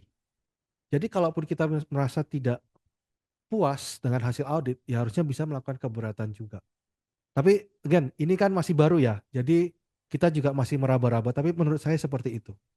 Harusnya masih bisa dilakukan upaya hukum. MAP untuk sekarang belum, MAP itu Mutual Agreement Procedure. Nah ini agak sulit karena kita mau MAP dengan siapa. Kan Global Minimum Tax-nya dihitung di Indonesia sendiri.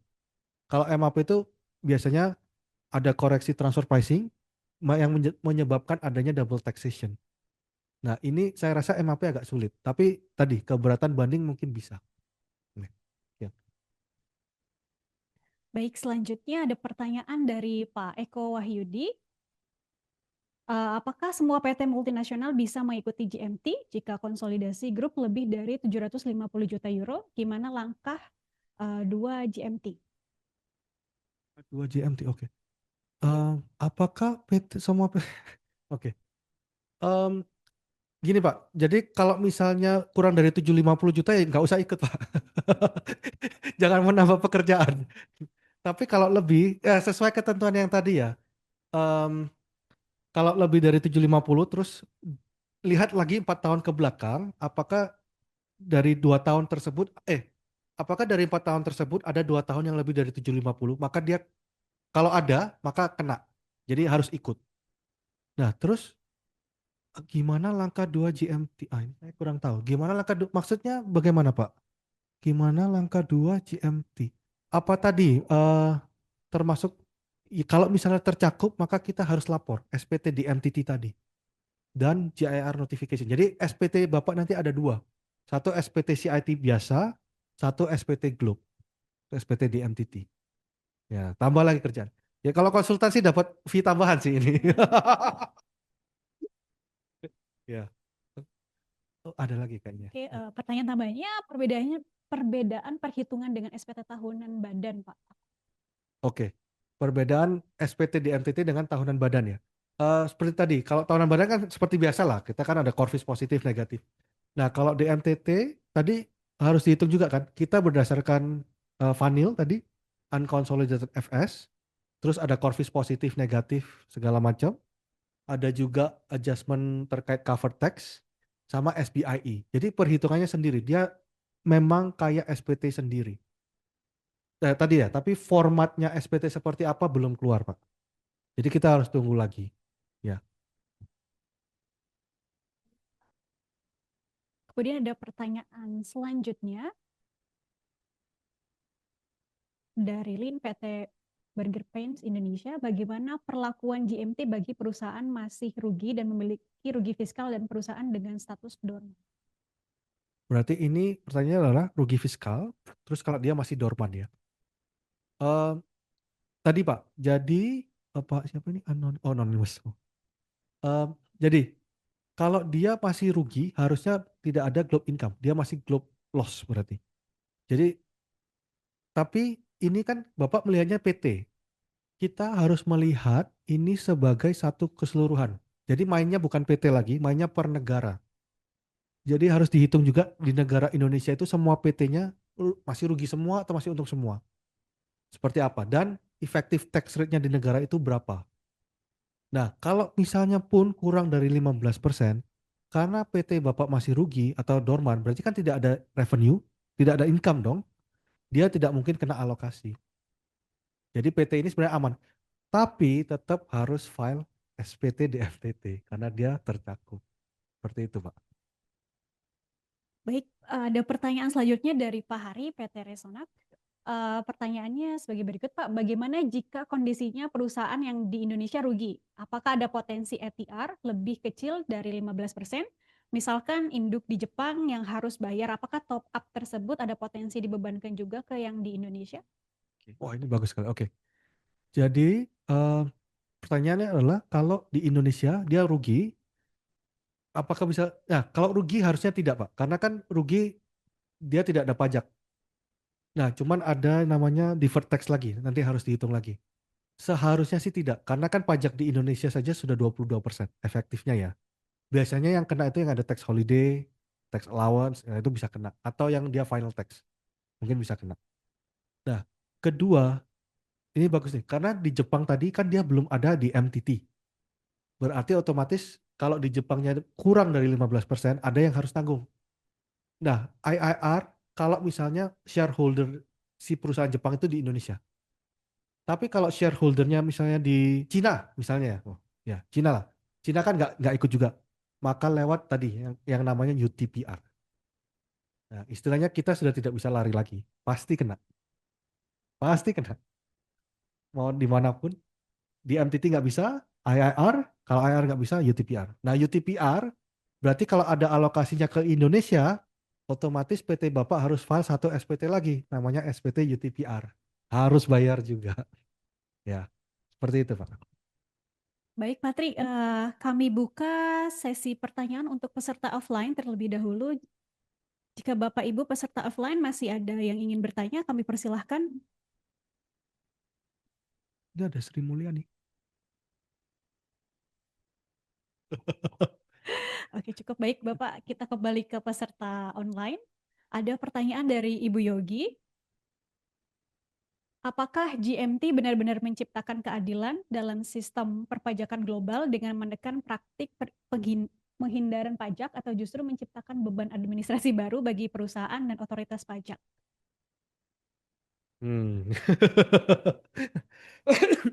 Sepertinya saya tidak punya wewenang untuk menjawab itu ya.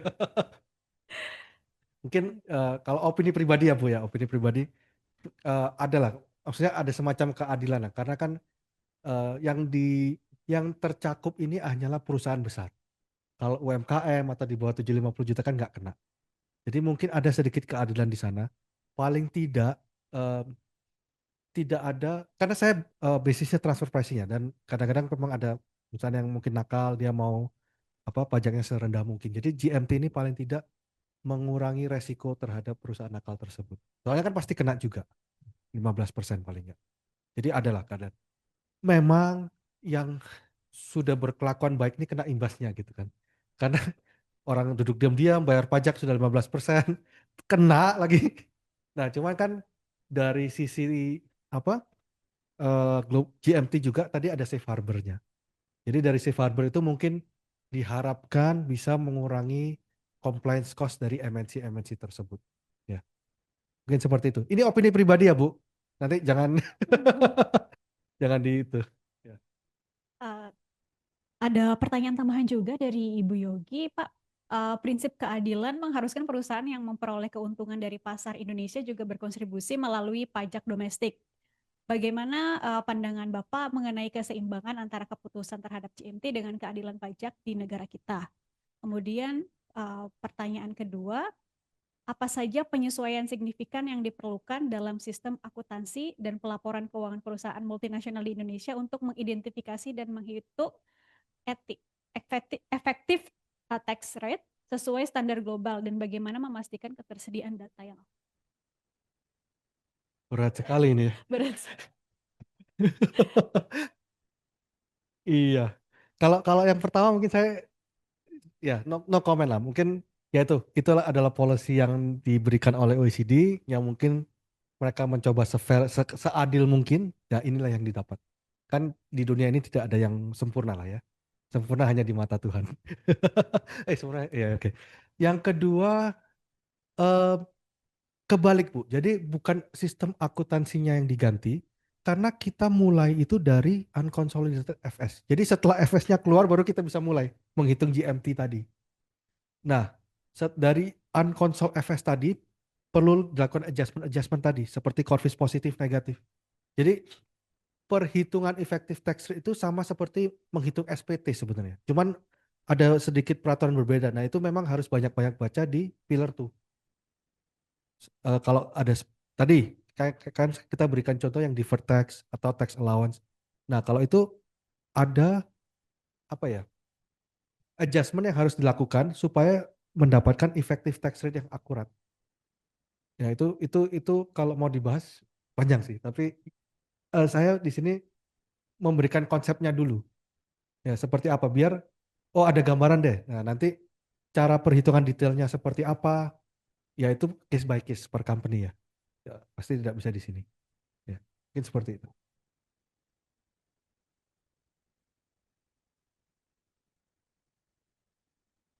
Oke, Pak. Masih ada pertanyaan dari peserta online untuk itu sudah dijawab untuk Bu Surmilyani. Selanjutnya pertanyaan dari Pak Ganjar ya. Pak Ginanjar. Izin dibacakan ya Pak, mungkinkah nanti di PMK susulan terkait administrasi atau filingnya kemungkinan akan disediakan format khusus yang lebih detail yang dapat dipahami oleh wajib pajak? Oh, oke. Berarti oke. Ini akan diterbitkan PMK baru ya harusnya yang ya susulan boleh lah. Berkaitan lah dengan PMK 136 ini. Harusnya PMK yang baru ini terkait administrasinya. Formulirnya seperti apa? Kalau perhitungannya itu sudah di PMK 136 ini. Jadi adjustment tadi terus menghitung cover text-nya seperti apa itu di PMK 136 atau di Pillar 2 sendiri. Jadi kalau di sana nggak ada kita harus cari di Pillar 2, ketentuan Pillar 2. Nah, mudah dipahamin ya, ini yang agak susah Pak. Memang Pillar 2 apa ya? Complicated sekali ya. Jadi dan ini pun tahun-tahun pertama. Jadi pasti ada banyak komplikasi lah. Ya kita sebisa mungkin seakurat mungkin menghitung effective tax rate-nya. Mungkin seperti itu.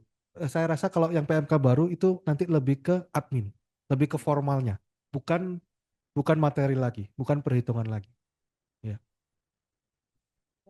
Lanjut Pak, kemudian ada pertanyaan dari Ibu Mariana. Untuk misalnya perusahaan konglomerat di Indonesia yang memiliki banyak anak-anak perusahaan, bagaimana menentukan entitas mana yang perlu membayar top up tax? Oke. Ini ada dua ya, berarti kan konglomerat di Indonesia, dia anak-anaknya banyak nih. Nah, satu dia harus punya dulu, dia harus jadi MNC dulu lah, baru bisa masuk. MNC berarti dia punya anak juga di luar negeri. Kedua, kalau dia seperti itu, maka dia yang harus menghitung semuanya. Di Indonesia perlu top up tax-nya berapa banyak. Dia juga yang harus file GIR, Globe Information Return-nya di Indonesia. Ketiga, kalau misalnya di Indonesia perlu top up, berarti kan masuk di MTT, Domestic Top Up Tax. Itu dihitung berdasarkan alokasi Globe Income setiap anak perusahaan. Jadi balik ke tadi PPT contoh tadi, PT ABC, dialokasikan. Jadi B misalnya dia 10% dari Globe Income, ya dia bayar 10% dari top up tax-nya tadi. Oh, hanya untuk PT yang effective tax rate-nya di bawah 15% yang kena, yang harus bayar. Ya, itu yang harus diingat. Kalau sudah lebih, jangan mau bayar lagi. Rugi. Ya. Baik Pak Tri, ada satu penanya terakhir dari Pak Eko Wahyudi. Nah, jika 4 tahun ke belakang penghasilan bruto konsol tidak ada 750 juta euro, berarti tidak ikut GMT, hanya lapor notif GMT. Dan jika di tahun 2025 mother company ada perubahan saham, dibeli dari perusahaan dari Belanda 95% dan Jepang 5%, dan di Indonesia juga berubah. Sebelum dari ATC dan Thailand berubah menjadi 51% dan Belanda 49%. Gimana cara menghitung lab konsolidasi berdasarkan mother company di Jepang atau di Belanda? Kemudian Oke. Pertanyaan keduanya, berarti jika kita termasuk ke GMT berarti harus membayar dua kali atau SPT tahunan dan GMT. Oke. Oh, ini agak menarik nih. Oke. Em, Tadi ya, untuk kita tentukan dulu kita masuk atau tidak. Untuk menentukannya adalah tahun ini lebih dari 750 juta euro atau tidak. Terus 4 tahun ke belakang ada 2 tahun nggak yang lebih. Kalau iya, ya sudah, berarti masuk. Kalau tidak, nggak usah lapor apa-apa. Karena kalian tidak masuk dari GMT. Ya, aman, sejahtera. Ah, tapi ini berarti di tahun 2025 ada yang di-acquire kan? Berarti tadi ada ketentuan kalau merger akuisisi itu revenue-nya digabung. Kan pasti bisa dihitung dong. Sebelum merger kan ada 2 konsol. Setelah merger ini tinggal ditambahin. itu lebih nggak dari 750? Kalau lebih, ya berarti masuk gitu. Nah, sekarang ngikut siapa ya? Karena kan 51 dan 49, iya. Ini nggak pakai 50-50. Em, ha- Kalau 51-49 harus ngikut dua-duanya ini. Karena dia bukan moce juga. Kalau moce kan 30%. Tapi tidak mungkin bayar 2 kali karena kan apa? Ada gimana yang ngomongnya? Harusnya ngikut yang 51 kah? Iya, belum. Yang ini kayaknya saya harus balik lagi deh, baca lagi nih. Karena 5149 harusnya ngikut yang 51 kah? Oh Pak, yang ini saya itu dulu ya, saya keep dulu ya. Ini bagus sekali. Tapi saya terus terang kurang yakin juga kalau ini. Mohon maaf. Yang saya pastikan tidak mungkin bayar 2 kali. Karena minimum tax adalah memastikan semuanya paling nggak bayar 15%. Kalau kamu bayar 2 kali kan berarti otomatis kamu di atas 15%. Kemungkinan besar harusnya ikut yang 51% sih. Iya, karena itu yang major. Oh iya betul, sorry. Ya nangkep. Gini Pak, karena kamu yang 49% itu kan kamu tidak dikonsol ke atas. Yang dikonsol ke atas 50% ke atas. Jadi harusnya ikut yang 51%. Karena itu majority shareholder kamu. Ya, itu.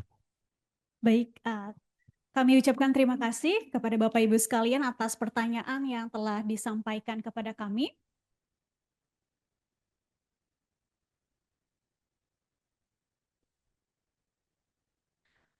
Bapak Ibu peserta seminar dan webinar yang kami hormati, kita telah sampai pada penghujung acara. Kami sampaikan terima kasih kepada para peserta seminar dan webinar. Tidak lupa kami sampaikan juga terima kasih banyak kepada para narasumber kita hari ini yang telah bersedia berbagi ilmunya. Kami juga mohon maaf apabila terdapat hal-hal yang kurang berkenan selama berlangsungnya acara. Kami menyadari jika informasi ini mungkin belum sepenuhnya memuaskan keingintahuan Bapak dan Ibu sekalian. Untuk itu, jika ada pertanyaan yang lebih detail terkait menghadapi era baru pajak, memahami global minimum tax, maka Bapak Ibu dapat mengirimkan email ke revi.cuhyanti@suryacipta.com. Dan terkait bahan presentasi acara ini akan kami kirimkan melalui alamat email Bapak Ibu sekalian yang sudah didaftarkan setelah kegiatan seminar ini selesai.